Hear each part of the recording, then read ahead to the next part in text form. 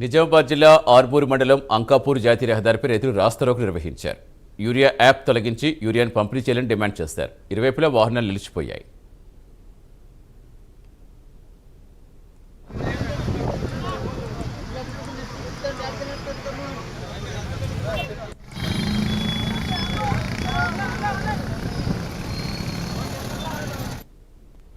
మేము ప్రభుత్వాన్ని ఇవాళ అంకాపూర్ గడ్డ నుంచి ప్రతి ముఖ్యమంత్రులందరూ కూడా ఇవాళ అంకాపూర్ అని చెప్తారు.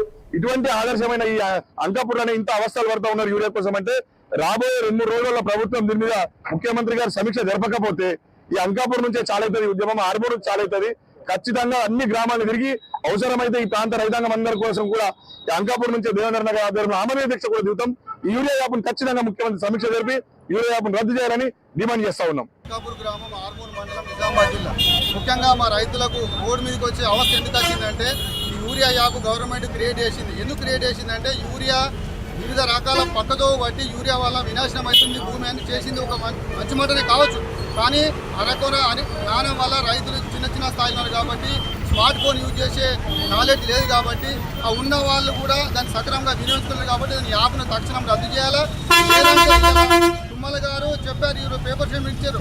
2 జిల్లాలు పైలట్ ప్రాజెక్ట్ కింద యాప్ తీసుకున్నారు. సెంట్రల్ గవర్నమెంట్ అగ్రికల్చర్ మినిస్టర్ నుంచి ప్రశంసలు పొందుతున్నాము.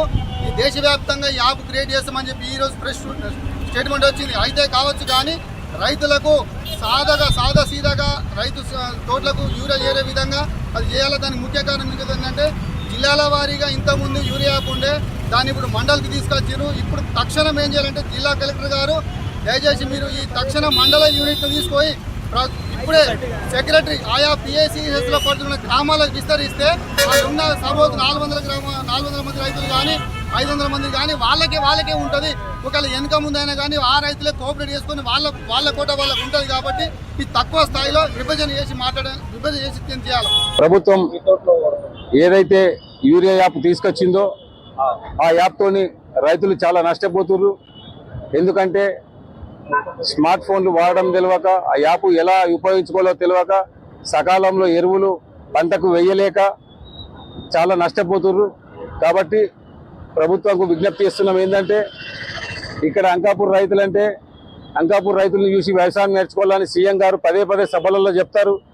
కానీ ఇక్కడ అంకాపూర్ రైతులే వ్యవసాయంని ఎందుకు చేస్తున్నాం అనే ఒక బాధ కల్పించే పరిస్థితులు నెలకొంటున్నాయి.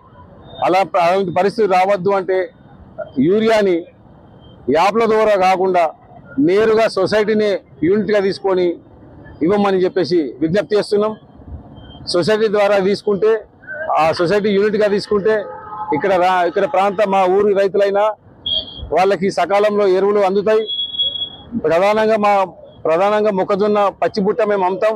ఆ పచ్చిబుట్ట మాకు ఈ వర్షాకాలం వచ్చినప్పుడు ఎంతోమంది జిల్లా నుంచి ఇతర రాష్ట్రాల నుంచి వచ్చి ఇక్కడికి పచ్చిబుట్ట కొనుగోలు చేస్తారు. అది ఇప్పుడు పచ్చిబుట్ట పంట పండించే పరిస్థితి చేయదాటిపోతుంది. ఎందుకంటే ఆ మొక్కజొన్న పంట అనేది సుంచొచ్చినప్పుడు ఆ టైంలోనే యూరియా వేయాలి. దానికి వారం రోజులు అటేసినా పంట రాదు, లేట్ అయినా పంట రాదు.